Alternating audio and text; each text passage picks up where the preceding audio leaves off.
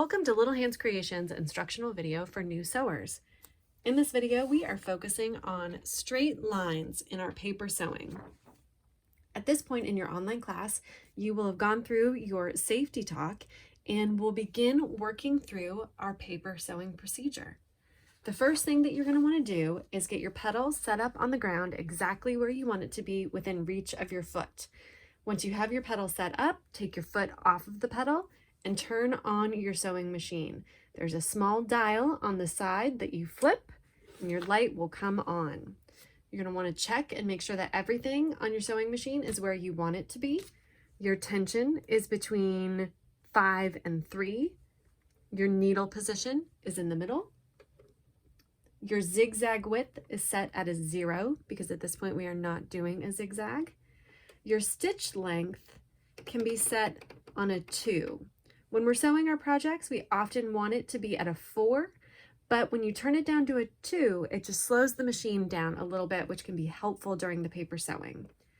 And then on your giant S dial of all the different stitches, you want to make sure that you are on a straight stitch.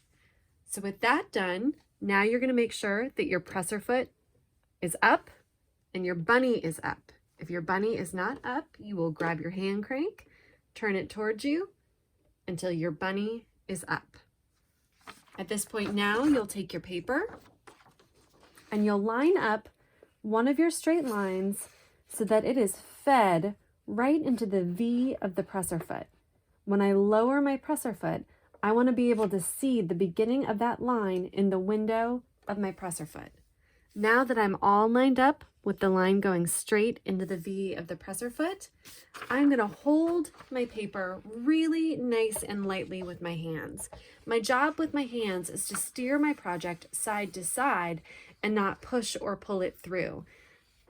I control the speed of my sewing machine with the foot pedal and my foot. That takes a little bit of practice, so don't be surprised if your machine goes a little bit faster than you expect it to.